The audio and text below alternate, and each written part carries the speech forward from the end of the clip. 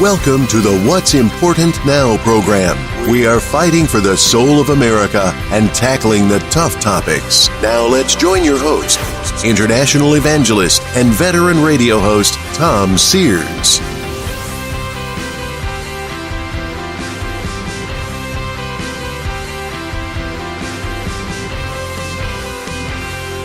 Welcome inside of this week's edition of What's Important Now. I'm Tom Sears, and I want to thank you for being here with us, and I am ready to get this program moving right along, so let's take care of the necessary things first.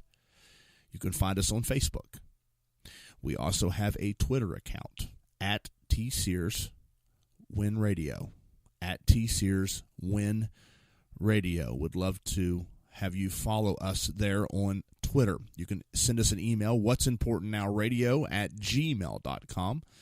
what'simportantnowradio@gmail.com. Would love to hear from you, and if you're looking for our mailing address, it's What's Important Now Radio, 8901 Good Hope Pike, Lost Creek, West Virginia, 26385. Okay, let's move right along, and I'm going to bypass the American Minute this week, although I love it, because I want to be able to get into this content as quickly as possible. There has been for many, many years in our country a controversy that began with a term called separation of church and state. I'm not going to dissect that today. I've already done that on previous programs. I do encourage you to go to blogtalkradio.com/What's Important Now and listen to our program, I should say, about the separation of church and state, and you'll get the answers that you need. But let me sum it up by saying it's a figment of a lot of people's imagination. And in part today, we'll prove that once again on this radio program. But there's a controversy, the controversy of separation of church and state, that God has no place in our society, in our public arenas. And that includes our public school systems. That is what they say. There have been multiple rulings that have come from the Supreme Court that in many ways seem to support that idea. And so what I want to do today, because I know this is a concern to a lot of people, I want to take a look back. Because as our former President Woodrow Wilson once said, it's impossible to know where you're going unless you know where you have been. And if you know where you have been, then you have a decision to make about changing where you are going as it pertains to your future. So, I want to take a look back at where we have been as it pertains to prayer and Bible reading in the public school system. And if we have time today, I'm actually going to go through a timeline of the sort of the evolution of the way things have changed in our country. If you go all the way back to colonial America, and in many cases, when you think about the settlements and different things, you have a lot of homeschooling or schools run by churches. And so that doesn't necessarily seem to apply to what we're talking about today, but I do want to start there because it is the foundation. And the Bible says that we need to be careful about how we build upon one's foundation, and I believe that we as America today are treading on some very, I don't know how to say it, but we are treading on thin ice maybe, because we are not building on the same foundation. It's like we're trying to knock the foundation out from underneath of us, and it's just simply not going to work. The thing that I find interesting is that our founding fathers warned us of this. But anyway, if you go back to colonial America, you find homeschooling and schools run by churches. It was very common in that time. And the first settlers in America, they felt that it was extremely important that their children learn to read. That seems like a logical thing. I mean, parents want their children to be able to read, but they had even a deeper reason as to why they wanted their children to read, and it was so that they could read the Bible. And they believed that the Bible was the best teacher of morality, and that by reading the Bible, guess what? They will learn right from wrong. And they would develop good moral character. And they believed, they being the early settlers, believed that the Bible and prayer was a natural part of life. It was a natural part of school life. And they believed that it was even more important than learning reading, writing, and arithmetic. Their basis, their foundation was they learned to read so that they can read the Bible because they wanted their children to be well-rounded with good moral character. Now, as part of daily curriculum, students were taught in that time to read and to use the Bible. If you go forward just a little bit, in 1690, the New England Primer was introduced. Now, that taught spelling, it taught the alphabet, it taught reading, but guess what it used? It used Bible verses. And so not only are they teaching the Bible and morals, but they're getting their education, they're getting their spelling, they're getting their reading, they're becoming more educated. But the New England Primer in 1690 used the Bible verses to do that. And so daily prayer, let me rewind, daily school prayer was just a natural part of that educational system. And then if you go ahead a little farther and you say after the American Revolution, well, Noah Webster, I know you've heard of him, right? He introduced the Blue Book Speller, which was also used, or I should say also used Bible verses to teach reading and spelling. And then, fast forward just a little bit more, in 1836, the McGuffey Reader was introduced.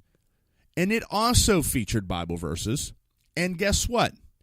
Moral lessons. Bible verses taught moral lessons. I mean, who can argue with the Ten Commandments? Let's think about it for a moment. We don't want them in our public school systems. We don't want them to, as one judge put it, psychologically damage our children. But, I mean, can you argue with the fact that thou shalt not kill? Thou shalt not steal? I mean, think about it for a moment. What's so psychologically damaging about that? Are we saying that we want our children to have a choice as to whether they should do those things? No. It just doesn't make sense. But we think that it's somehow government infringing or implementing or supporting a particular religion. But I'll slow down for a moment. The school system produced some of the world's, at that time, brightest inventors. And guess what happened? The Industrial Revolution was set in motion. And schools continued at that time to be run mostly by Christian churches until you start getting into the 1890s. And that's when states started to take control of existing schools.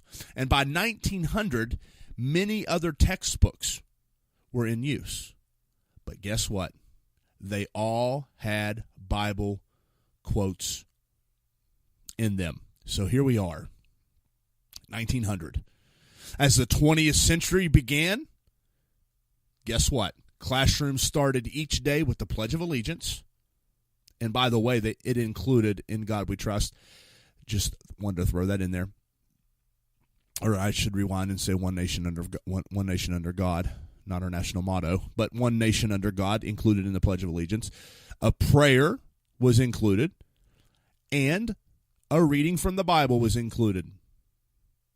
And churches started to turn over their schools to the state-run educational systems.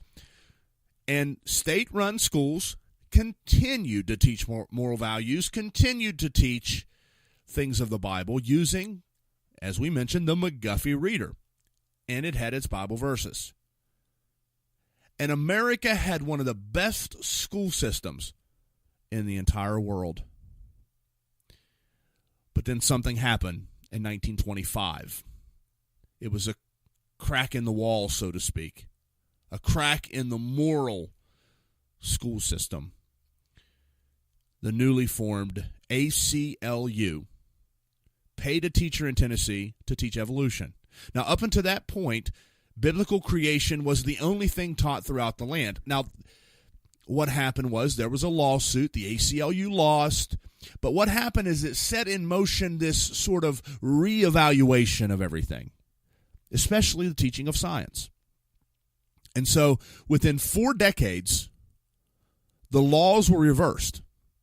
And so now teaching creation is outlawed and teaching evolution is mandatory. Now, I don't have time. We'll do that one of these days, but we'll attack evolution as well as a theory, not a proven fact. But that's for a later date. We'll leave that there. Now, this prayer, by the way, that was recited went something like this. Almighty God, we acknowledge our dependence upon Thee and pray for Thy blessings upon us, our parents, our teachers, and our country. Now, I don't know what is so wrong with that, what gets everyone so upset, other than, in their mind, apparently they don't want to be blessed. And if they don't believe in this God we're praying to, well, then I guess they can just cough it up to us being foolish and silly. But that's not what happened. The ACLU, they continued to fight. And they started fighting this battle in the judicial system. And their goal was to change school policy. And in 1948, the Supreme Court ruled, by using the phrase separation of church and state, that a time for school prayer had to be outlawed. Fast forward to 1962, the Supreme Court ruled again, and they declared that the prayer in school was unconstitutional. In 1963, stopped schools from allowing Bible reading in classrooms or in classes. In 1980, well, that's when the Ten Commandments got kicked out. So while early American schools taught moral values from the Bible with school prayer, today's public school system prohibits teaching moral values from the Bible or even allowing students to pray, unless it's initiated by them, of course.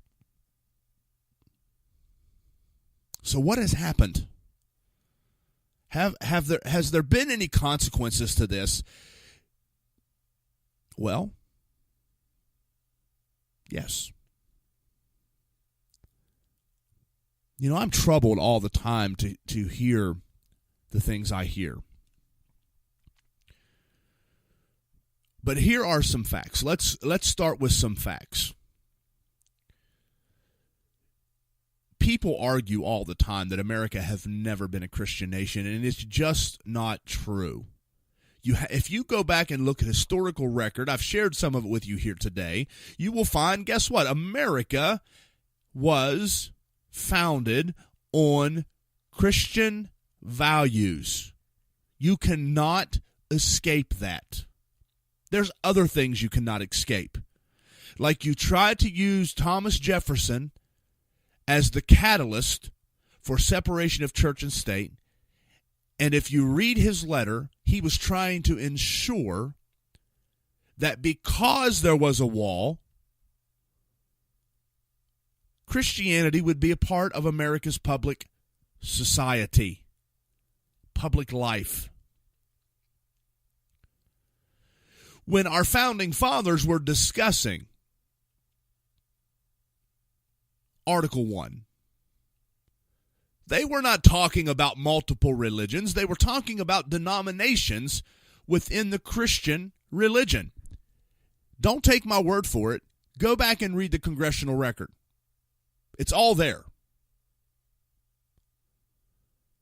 Ladies and gentlemen, I want to tell you something today.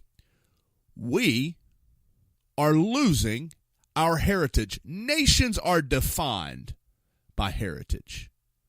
America seemingly doesn't like it, doesn't like its heritage. for those of us that really believe that America has been great because we have put our faith in a great God, we witness today this removal. But that really doesn't answer whether or not children should be allowed to pray in school. It really doesn't, because law says they can't. Again, and take this in context. A child can bow their head in school and pray, and I don't think anyone's going to say anything. I'm talking about a public display of it, an organized display of it seems to be the problem, where we have seen lawsuits where students have stood up at graduations and prayed, or maybe before a football game, or maybe before lunch. There seems to be this, let's keep God completely out. But when you kick him out, he is replaced. And so now we have to say, excuse me, that our heritage is in fact one that is Christian, historically speaking. Has there been any consequences? Have we seen any consequences since he's been systematically removed from the public school system? And the answer is yes. Test scores, on average, have went down. Teen pregnancy has went up. Sexually transmitted diseases on the rise. So when we read in a book about morality and being pure, it has a way of working on us. But when we're no longer reading it, we blinded ourselves to it, things begin to change. Crime has increased in and out of school systems. Even after Littleton in Colorado, the Board of Education come out and said, listen, we need to get morality back in the school systems. I've done programs on that. I've talked about that. Because we think the problem is guns, they said. I'm summarizing. It's not. We've got to get morality back into the lives of these children. Now, as many of you who have listened to me, you know that I am a guy who believes that God doesn't force himself on anyone, that he is a God that wants us to choose him, and I'm a big believer in that. But when we stand up as a government and we begin to declare that the God that we used to pray to when we needed help during the American Revolution and throughout other wars and throughout other controversies, I want to tell you something. We experienced something in my community a couple years ago where a young man passed away from injuries apparently sustained on an athletic field. And the community and the state came together and prayed. And it was exactly what we needed to be able to stand not only together, but to seek that strength that we cannot find in ourselves. Apparently that's all wrong now. But it didn't seem wrong. It didn't feel wrong then. We needed that strength. Ladies and gentlemen, all around America, we're now telling God we don't need him. Let me give you a timeline, if I can, because I could literally go on with this all day long, but I'm almost out of time already. In 1620, Mayflower Compact signed, having undertaken for the glory of God and advancement of the Christian faith, furtherance of the ends aforesaid. The Pilgrims taught their children the Bible and the Christian faith. 1624, Virginia General Assembly rules that Indian children be rounded up and educated in religion and civilization. 1636, Harvard College is founded by John Harvard, a Presbyterian minister, primarily as a religious school to train clergy in the Christian faith. Harvard, by the way. 1642, compulsory school law passed in Massachusetts called the Old Deluder Satan Law. The law was passed to assure that children could read their Bibles. In 1670, Indian Christian Church founded on Martha's Vineyard to educate Indians. In 1690, Connecticut law passed that children be taught to read so they could read Holy Scriptures. In 1690, as I've already mentioned, first New England Primer is published. The alphabet is taught using Bible verses for each letter and has questions on Bible moral teachings. The primer contains children's prayers, the Lord's Prayer, the Ten Commandments, the shorter catechism, and questions on the Bible by Mr. Cotton. The New England Primer will be in wide use in American schools of all types, public, private, home, or parochial, for the next 200 years. 1693, Reverend James Blair establishes William and Mary College to prepare students for ministry. 1699, Yale was founded by 10 ministers in order to further the Reformed Protestant religion. Students were required to read scriptures morning and evening at times of prayer. 1717, Reverend Cotton Mather starts classes to teach arithmetic, writing, and pure religion. In 1744, Anglican missionary Samuel Thomas opened school in South Carolina to help further the gospel. In 1745, Yale applicants must recite Vigil, the Greek Testament, and bring sufficient testimony of his blameless and inoffensive life.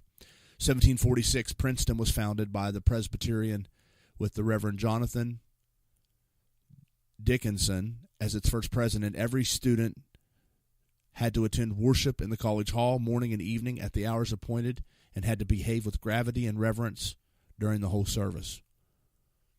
1764, Brown University, established by the Baptists to further the religious revival known as the Great Awakening in America. 1766, Dutch Reformed Church forms Queen's College, Rutgers University, teaching languages, liberal and useful arts, sciences, and especially the divinity, preparing students for ministry. 1769, Dartmouth College is established for the educational and instructional of youths in reading, writing, and all parts of learning which shall appear necessary and expedient for civilizing and Christianizing the children.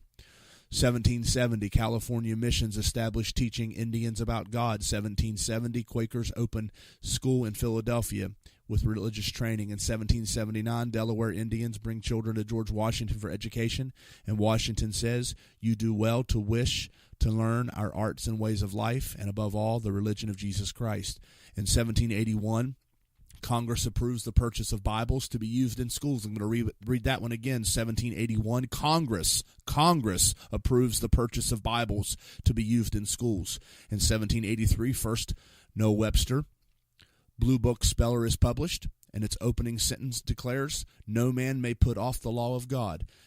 And I declare that's still true today. This speller is widely used in American schools and is peppered throughout with Bible verses.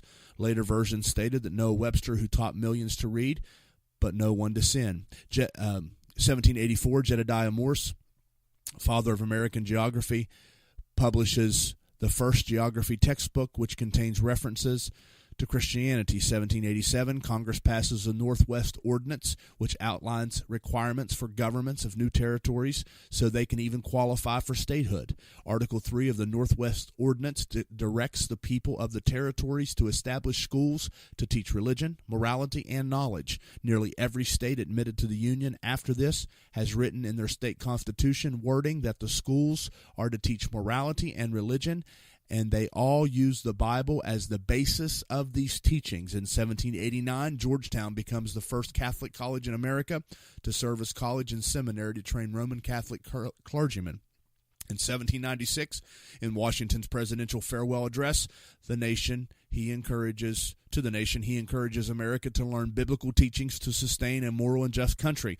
In 1802, the father of the separation of church and state, Thomas Jefferson, acting as president for Washington, D.C. schools, requires, say that word again, requires the Bible and the Watts hymnal to be used in classrooms. I have always found it interesting that, ladies and gentlemen, that the author of the so-called separation of church and state somehow must be a hypocrite in that he believed the Bible should be in the classrooms. In 1808, Washington's farewell address is published as a separate textbook. Washington's address is looked upon as one of the most important political documents in American history. In the speech, Washington puts an emphasis that for America to succeed, it must have a moral society which can only come from roots in the Christian faith. This textbook was used until 1960s. In 1828, Noah Webster publishes the American Dictionary.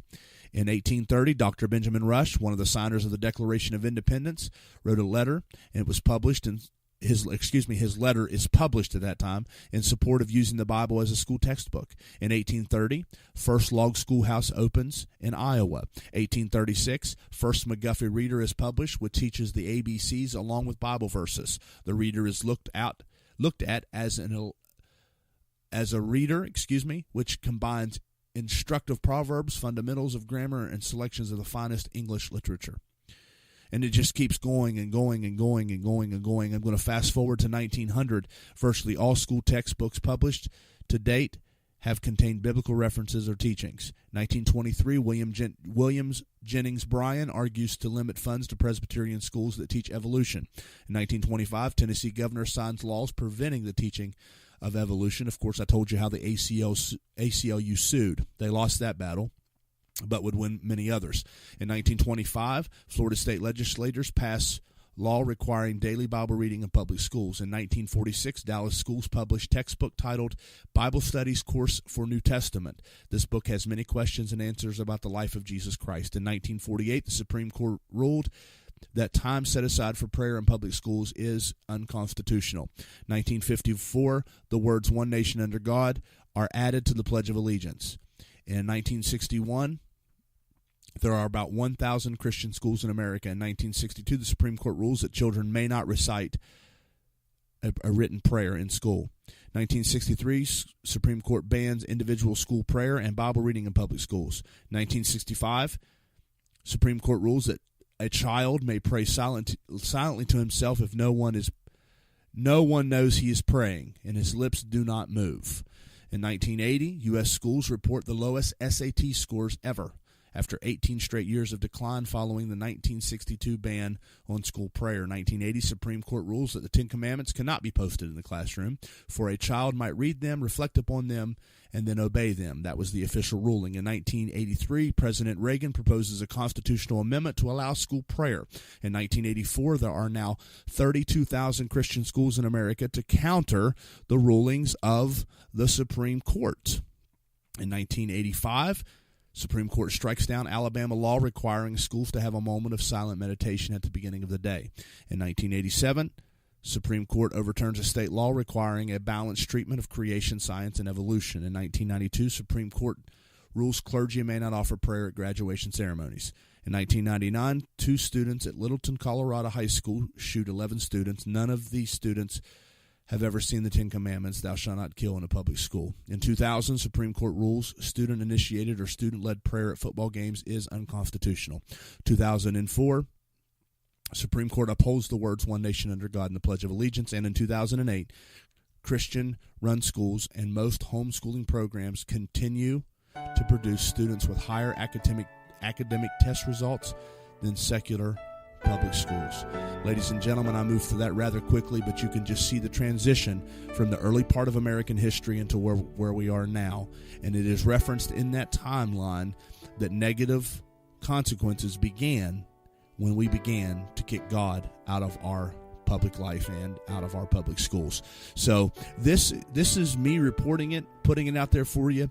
You're going to have to make up your mind and decide for yourself. I know where I stand, and I know what I believe, and more importantly, I know in whom I believe. I want to thank you for taking the time to be a part of our radio program today. Tune in next week as we continue to battle for the soul of America. We believe, as we always say, to fight the good fight of faith, contend for the faith, there is a cause.